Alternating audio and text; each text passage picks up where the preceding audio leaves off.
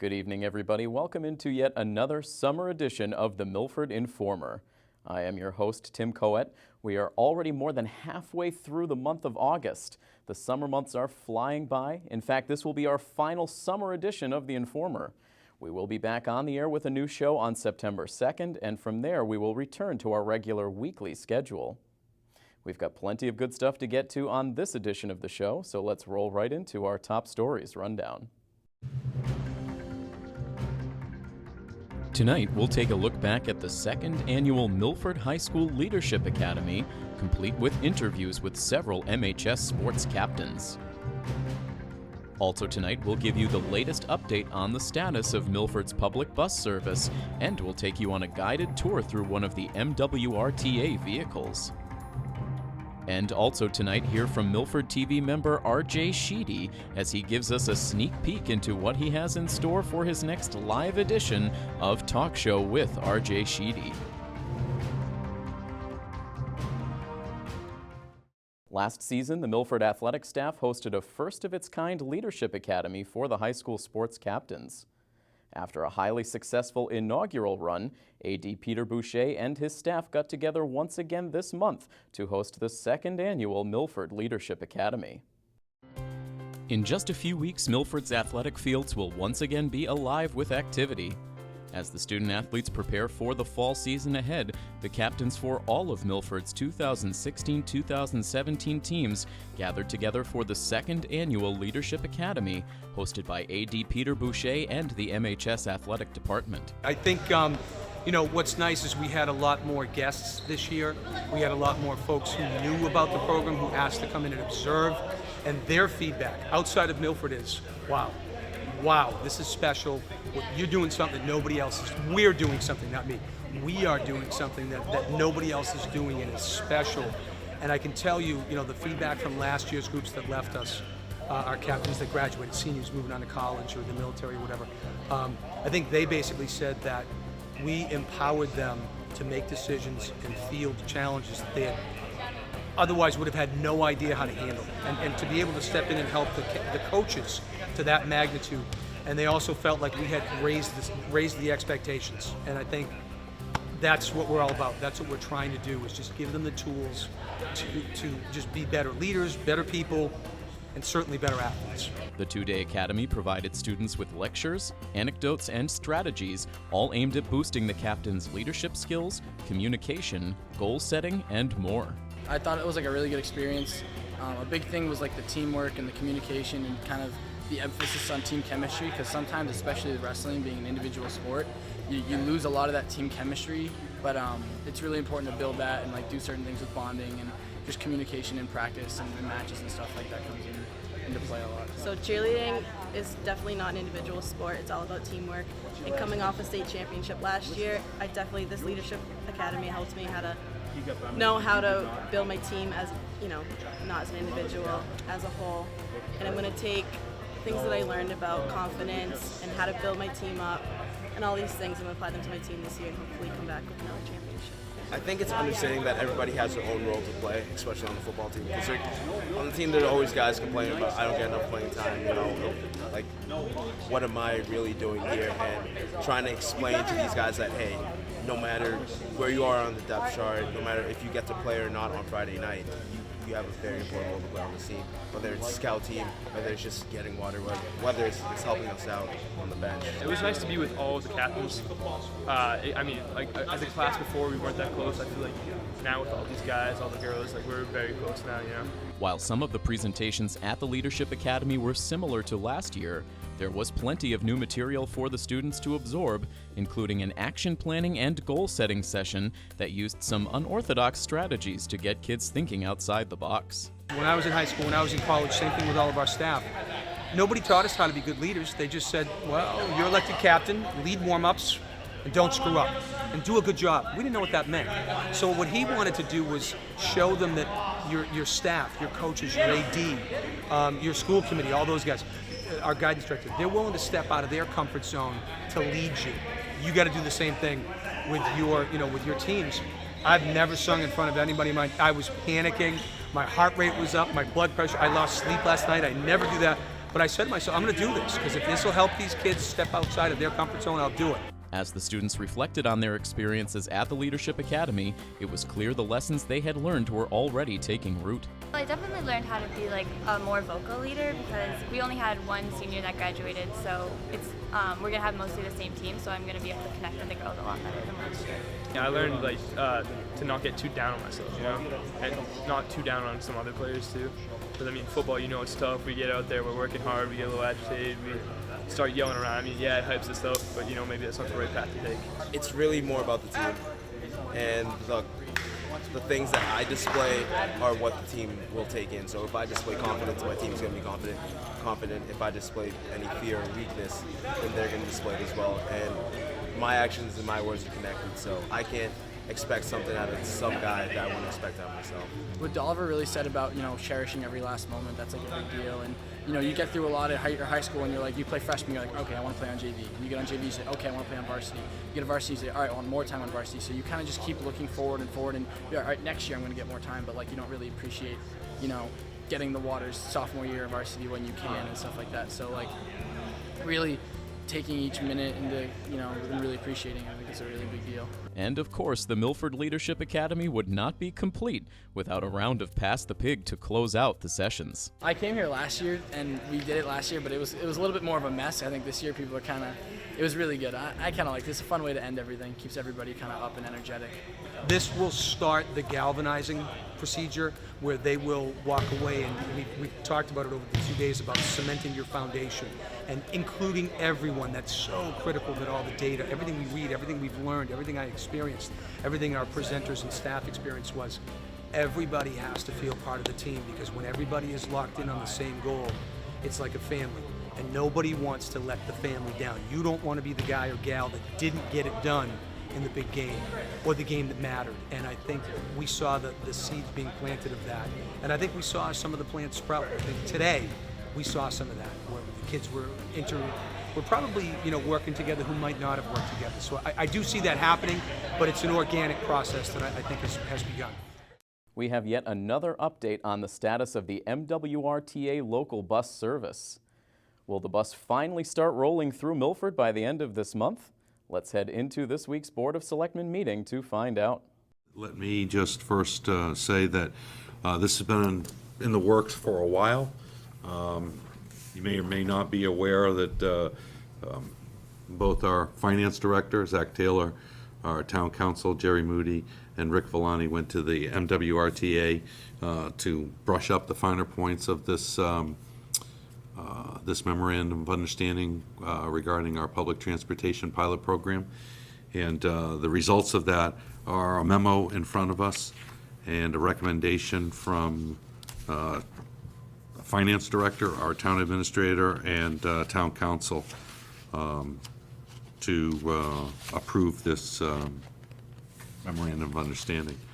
So I'll go to you, Will. Any thoughts, questions, comments? No, I mean, I think it's been seems like a long time coming, and quite the the roller coaster ride to get to this point. But no, I'm in full support. I think hopefully we're ready to move. Yeah. So with that, I'll take a motion. Motion to accept or make a motion to support the memorandum of agreement with the Metro West Regional Transit Authority. All right, I'll also vote in favor of that. That's unanimous. Two with no opposition. So the date has finally been set. The first buses will make their way through Milford on Monday, August 29th. So what should residents expect as they board the buses for the first time? One official from the MWRTA was kind enough to give us a full tour of one of the exact vehicles that will be hitting the streets in just a matter of days.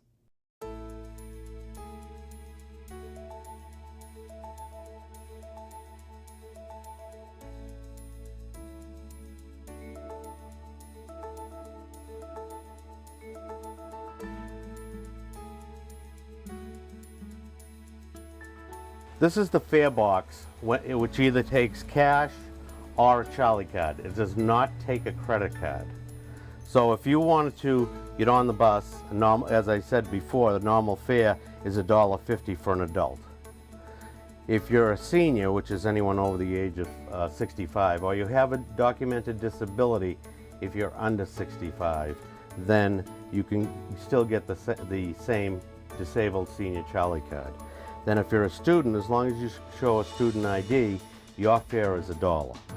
If you have the Charlie card, it's $1.25. And if you're a senior and you have a senior Charlie card, it's 70 cents rather than 75. Now, as far as the student is concerned, with the Charlie card, it's going to be $1.25. So it's better just to show your ID and put $1 in. All right, this does take bills or change. When you add value to the card, what you do is you push the white button that's on the fare box. The screen will prompt you to say, tap your Charlie card. What you'll do is tap the card against this orange rectangle. When you tap it there, and you only want to tap it there, you don't want to hold it on full time, but if you just tap it there, it will ding. Once it dings, it will give you another prompt to say, add fare. You'll put your money in as much as you want to put on the card, whether it's $1 or $1.25, whatever it is, to cover your fare, or you can put $10 on there so you don't have to keep loading it every time you get on. Then what it will do is you'll put the money in, you'll press the white button again, and it will tell you to tap your card. You tap your card, and it will show you the balance of the money that you just put on there. Now, if you want to just get on the bus and say, can I check how much I have on this card? You tap this, he'll push a button on the ranger that's on the bus, and it will tell you as to how much money you have on the bus. If you don't have enough money to take care of the fare, the driver will tell you that I need another 25 cents or I need another $1, whatever it is. But working with the driver. Now the driver normally, because this is really self-explanatory as to how to do it. But if for some reason somebody runs into a problem or we have people that get flustered over the fact that they're using a gadget that they're not familiar with, the driver will help out too, is to tell you what to do.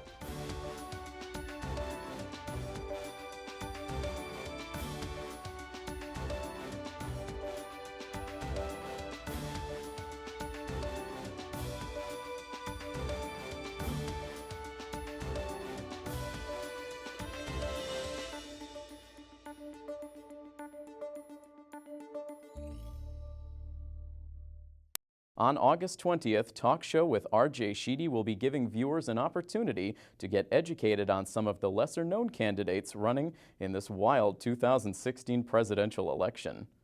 To find out all of the details on that and everything else coming up on Talk Show, I sat down with the one and only RJ Sheedy. And we are very excited to be joined on the Milford Informer this week. Always a great time when we have talk shows, RJ Sheedy in the house, the host of Talk Show with RJ Sheedy, a Milford celebrity. Oh, really, come on. Really one of the I think you are probably one of the most well-known Milford residents in town right now. We talk about this a lot. I say people know you more, and you're like, no, they know you more, and I don't believe it. You've lived here your whole life. I've only been around for the last 5 years, depending on if people listen to Legion Baseball or watch here on Milford TV. You mingle more. I just stay here. I stay here. I stay at home. I really do not much. I don't mingle much around town. But, I mean, you are certainly well known for your show here on Milford TV, which is why we have you here on the news this week. You've got a big show coming up this week. So give us the rundown first of what you have coming up, and then we'll get into some more of the details. Okay, sure. So this Saturday night at 8 o'clock, we're going live here on Milford TV for Talk Show. We're going to have a really awesome show. We have Daniel Fishman coming in. He is the regional director of the Johnson Well 2016 campaign. Gary Johnson is running as a Libertarian for president. And so he's going to come on. We're going to talk about that. We also have Darlene Elias coming in. She's a co-chair for the Green Party of Massachusetts, and she'll be here talking about Jill Stein and her campaign. And we also have Rich Tita coming on as Umberto Testarossa, the Love Chef. So it's going to be lots of fun. A lot of diversity on the show. We'll, of course, everybody loves the Love Chef, and that'll certainly be a good time. Yeah. But an interesting mix to start off your show with representatives from the Libertarian Party, from the Green Party, and obviously it's just been a wild, really, year if you want to think back to when a lot of these nomination processes first began and the seasons through the primaries, and now we're getting into all of the craziness with the general election. So it's certainly a very timely situation for you to have those type of guests on. Yeah, well, first tuned into the presidential election last June when an orange orangutan took over the GOP.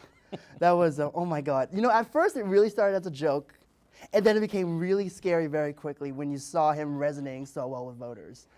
Also, what really piqued my interest this season was Bernie Sanders. Back in the primaries, I was really on his side. I really loved his ideas. And honestly, I just don't know what happened. I mean, clearly he lost. Fishy things did happen. But mostly what makes me want to do the Libertarian and the Green Party show this Saturday night is mostly, I think, like the mainstream media itself has really not paid attention to them as much. It happens every election season. Third-party candidates don't really go nowhere usually. The last time a third-party candidate was featured in a debate was in 1996 with Ross Perot. And the last time a third-party candidate won any electoral votes at all was in 1968 when George Wallace decided to run as an independent. So it's not impossible, it's just very difficult to be successful as a third-party candidate. In order to even compete on the debate stage, you have to be at 15% nationally in the polls. And Gary Johnson, who is a libertarian, a Fox News poll just came out. I don't know how much you want to trust Fox, but they had him at 13% nationally. So realistically, if he gets 2 more points, he could be on that same stage as Clinton and Trump. And I guess it's an interesting dynamic, and I find it particularly interesting to talk to someone like yourself. This is going to be your first opportunity to vote for a president, is it not? Yeah, it is. It is. I missed out on Obama in 2012. And this is the first time I get to actually vote. So I really want to make sure it counts towards something. So we're welcoming you into presidential politics with really one of the most unusual, unorthodox elections that this country has ever seen. So I mean, I'm just curious for you, for a young voter, a first-time voter, this must be just a wild experience for this to be the first election that you can vote in. Exactly. Everyone keeps saying that that no one's ever seen anything like this. The pundits on TV says this is like the most strangest election year ever. And I don't know if it's more boring than this usually, but I am glued to CNN 24/7. It's like wall-to-wall Trump, and then every now and then Clinton comes in and say that, oh, Trump's not good, vote for me. And really, I mean, that's really why I want to do a Libertarian show. Between the months of October and January, I think it was, on ABC Evening News, Donald Trump got 88 minutes of coverage. Bernie Sanders, on the other hand, only got 2 minutes, which really just kind of sit there and go, why? Bernie was so competitive in the primaries. He got way farther than anyone ever believed he would have. And I don't know, I just look at the reporting and I'm like, can this be better? And obviously the answer is yes. Most people don't know who Gary Johnson is. Most people don't know who Jill Stein is. Most people don't even know they can vote for more than 2 options. Really, I want to help facilitate a platform to basically deliver, at least this community, the best option, the next best option that they can vote for. What are some of the interesting points that you've discovered as you research the Green Party and the Libertarian Party? Are there things that you have found that have piqued your interest? Yeah, honestly, between the two, I like the Libertarians much better. I think Gary Johnson has a better chance at being more successful than Dr. Jill Stein. I love that Gary is, he calls himself socially conservative, socially liberal while being physically conservative. Basically means he's gonna try and reduce the deficit and save money as a Republican would, but like a Democrat, he's gonna be socially liberal. He's for marriage equality, he's pro-choice, he's for legalization of marijuana. What really is interesting about this is that his running mate, Bill Weld, he was the former governor of Massachusetts in 1994. When he first ran, he won all but 6 towns in Massachusetts. One of the bluest states in the country, he won all but 6 towns in our state. And as a Republican governor in this state, he was one of the first political figures to stand up for equal rights for the LGBT community. And I just think more people should need to know that. In 2002, Hillary Clinton was still on the Senate floor saying she does not believe in marriage equality. Well, in 1994, we had a Republican saying, hey, it's fine with me. And it's just so interesting. It's really, honestly, I love hearing the different point of views. I love that Gary Johnson's way more positive than the 2 mainstream candidates. More often than not, he doesn't even really talk about them unless they get brought up in an interview. So it seems like you are already well versed I can't stop watching this. ready to go for these interviews. What are some of maybe the tough questions? What are some of the areas you're going to focus on in the interviews? You know, Dan Fishman's coming on, and a few years ago he ran for Congress in one of the Essex districts. He ran against Richard Tassay and somebody else. And after the election, Richard Tassay, the Republican, didn't win. His Democratic challenger didn't won. And Daniel Fishman got about 14-20% of the vote, of the popular vote, basically throwing the election to the Democrat. And he went on Howie Carr's show afterwards, and for a good 10 minutes, this really angry lady called up and basically blamed him for the fact that, because she was blaming him as being a spoiler candidate, basically giving the election to the other candidate. So I think one of the tougher questions that I might ask them is, are you afraid of your candidate being a spoiler in the election, basically throwing it one way or the other? Because I think that's what a lot of voters think. There's a Simpsons clip that's been going around Facebook lately of basically like, you know, the two aliens they have, and they're like, you gotta vote for one of us, don't throw your vote away on a third party. And like, a lot of people think that's what it is. You vote for a third party, you throw your vote away. Well, not necessarily. If you're in a swing state like Utah, Gary Johnson is polling 2 points behind Clinton and about 3 points above Trump. It's not a wasted vote if you really believe in this guy. If all you people who say it's going to be a wasted vote, I'm going to throw my vote away. Well, if you actually voted for the guy rather than saying that, there might be enough of you to bring this guy to the top. It sounds like it's going to be a great show. It sounds like you are definitely ready to go, and a lot of people should. I think they're going to learn a lot from this show. So you're live on the air here at Milford TV on Saturday night. Yep, we're live here on Milford TV Saturday night, 8 o'clock. If you don't live in Milford, you can always watch it on milfordtv.net. If you miss my show, you can watch it again Sunday at midnight, Tuesday at 11. Thursday at 9, and of course Saturday at 8. And you've got another big show right around the corner. Yeah, I know you're right around already the excited corner. about planning the next one, so tell us what to expect in the next show. Okay, so for the next show, we're doing our next show on October 8th. And at that point, I will be 21. And so we're going to celebrate my 21st birthday live here on Talk Show. Right now, if no one cancels, we have Andrew Williams coming in. He's a comedian. He's going to hang out with us. The tradesman is sending down a bartender to show us how to make cocktails. We're going to learn how to make some cocktails. Justin and Ray should hopefully maybe be performing. They're going to be joining me at the desk. We're going to have a beer at the end of the show. And then Maureen, I don't remember what her last name is. She's the owner of Craft Roots Brewery in Milford. She'll be on as well, giving us some beer taste testing. So, I don't know. A big live celebration right here on Milford TV. Well, we're honored that you're going to be ringing in your 21st year right here at Milford TV. It's gonna be so much fun. Another show to look forward to down the line. So tune in this weekend for the newest edition, the live edition of Talk Show with RJ Sheedy. A lot of good political talk on there. And of course, we don't want to undersell the Love Chef. That's going to be a great time as well on the show. And then the 21st birthday edition coming up a little ways down the line as well. So RJ, one of the hardest working members we have here at Milford TV. So a lot kind. of great content You're so here on the kind. air. And so we look forward to seeing your show this weekend. Thanks so much for joining us. Of course. Thank you for having me here, Tim.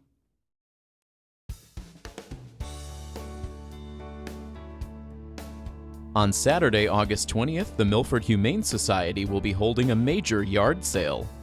The yard sale will have a wide range of clean, gently used items, including household goods, furniture, toys and games, and more. The proceeds from the yard sale will go directly to the Milford Humane Society, a nonprofit, no-kill, all-volunteer shelter.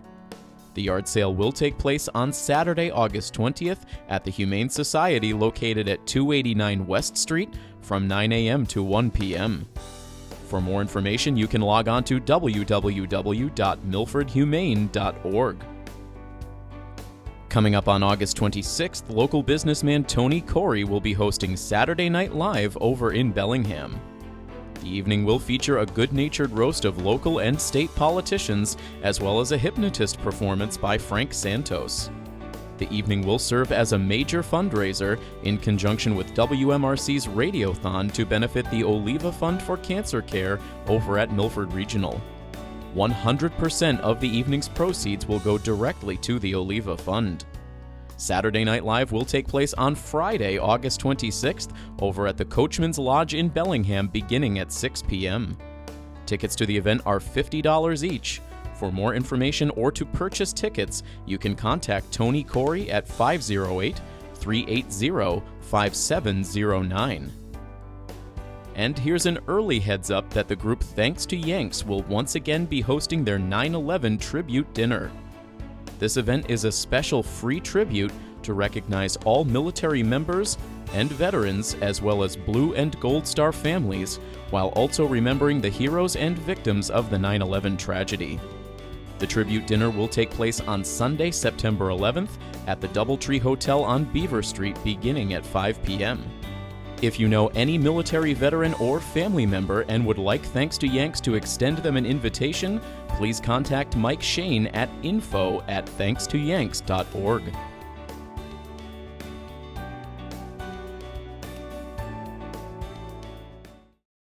That is going to do it for this final summer edition of The Informer. We have got a lot coming up when we return to our weekly schedule in September. We'll be bringing you inside the brand new Woodland Elementary School to get an up-close look at all of the state-of-the-art facilities. We'll also get you ready for a new year of high school athletics with previews of some of the fall sports teams. Enjoy the rest of the summer, and we will see you in September. So long, everybody.